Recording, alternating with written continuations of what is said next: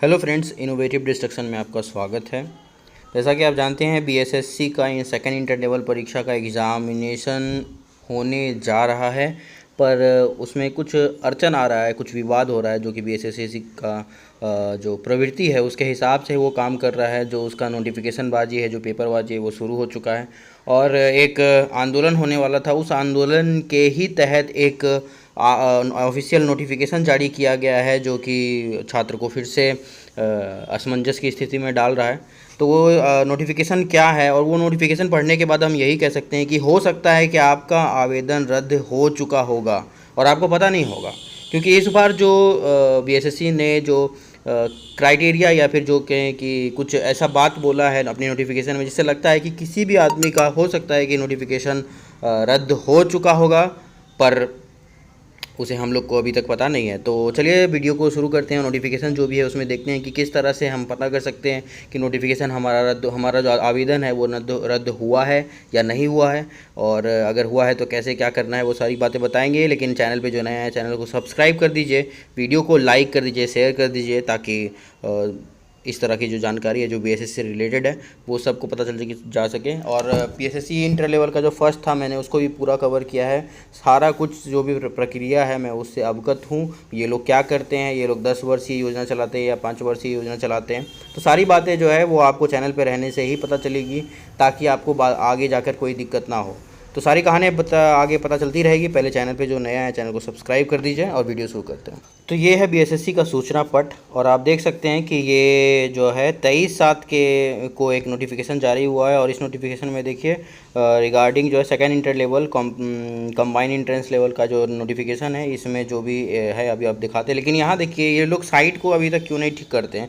यहाँ देखिए, यहाँ पे HTTP जो है, ये जो प्रोटोकॉल होता है जो कि सेफ़ मतलब कि इंटरनेट के लिए होना चाहिए, वो इसका वेबसाइट में लागू नहीं होता है। पर ऐसा क्यों होता है भगवान जाने। इसका जो बिहार का जो भी कोई भी वेबसाइट जो होता है वो ऐसा ही लोग बनाते हैं कि एक बार खोलो तो खुलेगा ही नहीं, अनसेफ करके खोलना पड़ता है। तो ये तो इनका साइट का तो ये प्रॉब्लम है। चलिए पर आगे देखते हैं।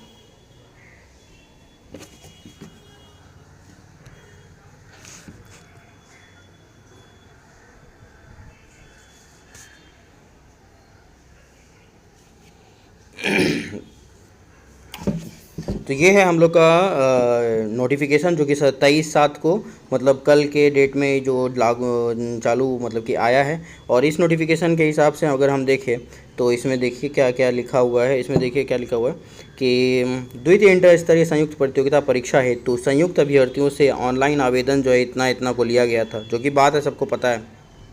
और अभ्यर्थियों द्वारा आयोग कार्यालय में अभ्यावेदन समर्पित किया गया है कि एक ही बार में परीक्षा शुल्क जमा कर अंतिम रूप से आवेदन प्राप्त समर्पित करने के कुछ दिनों के पश्चात परीक्षा शुल्क राशि अभ्यर्थियों के बैंक खाते में वापस आ गए हैं। अब ये क्या नया नाटक है कि मतलब एप्लीकेशन एक तो सबमिट किया गया, मतलब सारा कुछ जो है अभ्यर्थियों के द्वारा सही से किया गया, एक ही बार में किया गया। अभी एक ही बार में करना कौन सा मतलब जुर्म होता है कि एक ही बार में नहीं करना चाहिए था।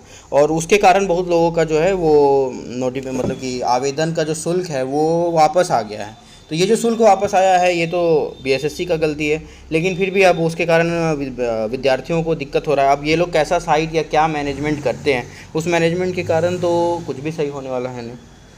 अब आगे देखते हैं इसमें आगे क्या है। अब इसके लिए एक नया कुछ क्या किया गया है। ऐसे अभ्यर्थी जिनके द्वारा एक ही बार में परीक्षा शुल्क जमा अंतिम रूप से आवेदन समर्पित किया गया था, परंतु कुछ दिनों के पश्चात परीक्षा शुल्क की राशि उनके बैंक खाते में वापस आ गई थी, को सूचित किया जाता है कि वे कोटिवार निर्धारित वांछित परीक्षा शुल्क राशि बैंक ड्राफ्ट, अब बैंक ड्राफ्ट से हमें उसको करना है, रजिस्ट्रेशन डाक अथवा आयोग के कुछ पूछताछ अकाउंट पर कार्यालय अवधि इतना से इतना तक जाकर जमा सुनिश्चित करें। बैंक ड्राफ्ट सचिव बिहार कर्मचारी चयन आयोग पटना के नाम से भुगते होगा, मतलब ये नाम पे आपको बैंक ड्राफ्ट बनाना होगा।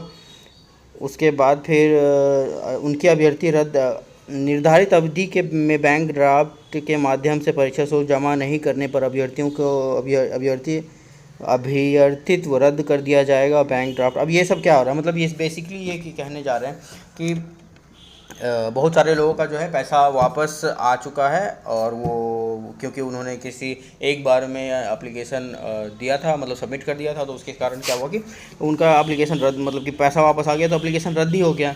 तो अब कैसे पता चलेगा कि किसका रद्द हो? क्योंकि हम लोग जो भी जाते हैं साइबर कैफ़े में जब फॉर्म भरते हैं तो अपने बैंक अकाउंट से तो पैसा देते नहीं हैं। ज़्यादातर लोग क्या करते हैं कि वो मतलब कि साइबर कैफ़े वाला है उसी के हिसाब उसी के अकाउंट से पैसे काट लिए जाते हैं। अब अगर पैसा वापस आ गया है वो पैसा तो उसी के पास चला गया होगा, तो वो हमको क्यों बताएगा कि मैं उसको पता कैसे चलेगा कि इस अभ्यर्थी का जो है कैंसिल हुआ था तो इसका पैसा आया है ना? ये बात कैसे पता चलेगा कि हमारा जो पैसा है वो वापस हुआ है और हमारा कैंडिडेचर जो है वो रद्द हो चुका है?